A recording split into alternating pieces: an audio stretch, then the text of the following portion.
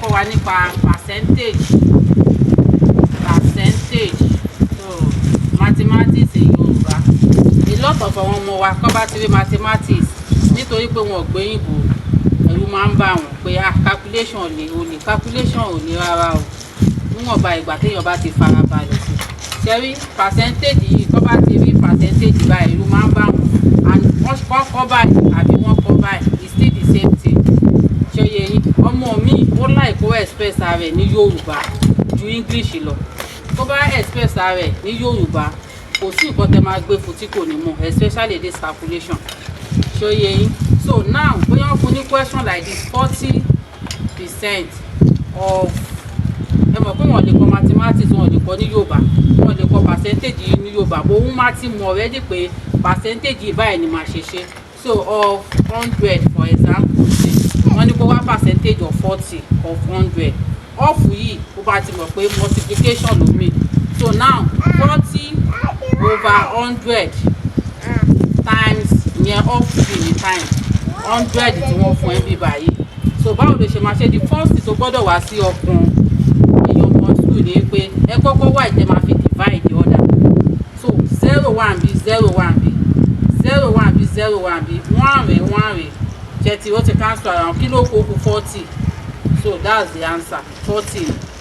so ẹ jẹ́ kí a tún gbé another one yẹ̀wò because díẹ̀díẹ̀ náà làwọn máa mú wá fún yín so that wọ́n wọ́n yín from primary 3 to primary 6 lọ́ máa ń ṣe àwọn olùṣẹ́ báyìí so another one tún lélẹ̀ ní bóyá ká pé 50% of 200 50% of 200 gbogbo wa láti mọ̀ pé off yìí ó gbọ́dọ̀ mọ̀ pé multiplication ló pè ṣọyẹ yìí off yẹn bí multiplication so 50 yìí all over 100 times 200 tó bá ti mọ̀ lọ́pọ̀lọ́ ẹ pé percentage tí wọ́n kọ sí bíbá is over 100 ó máa easy fún wa ó máa easy fún àwọn ọmọ wa náà ẹ̀yin ìyá tán ọmọ máa gbé assignment wa tẹ́ ẹ máa rò pé báwo lẹ ṣe fẹ́ ṣe báwo lẹ ṣe máa ṣe báyìí lẹ ti fẹ́ ṣe so àwọn 0 yìí ẹ kọ́kọ́ cancel ẹ̀ 0 kọ́ nílé ẹ cancel ẹ̀ ṣóyẹ yín ó kù 50 times 2 1 yìí kò mean anything ṣóyẹ yín ẹ kọ́ cancel 1 yẹn kò sí nǹkan kan tẹ́ fẹ́ fi divide yẹn tẹ́ bá fi 5 divide 1 5 náà ló máa fún yín tẹ́ bá fi 200 divided by 1 200 náà ló máa fún yín kí nìkan tó wá kù sí 50 times 2 is equal to 100 ṣóyẹ answer wa nìyẹn 50 times 2 is equal to 100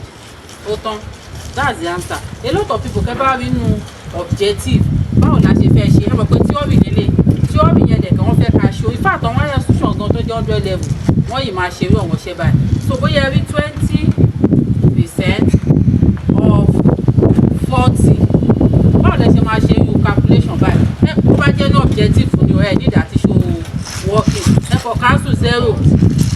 cancel 0 ó kù 2 that's 2 times 4 is equal to what 8%.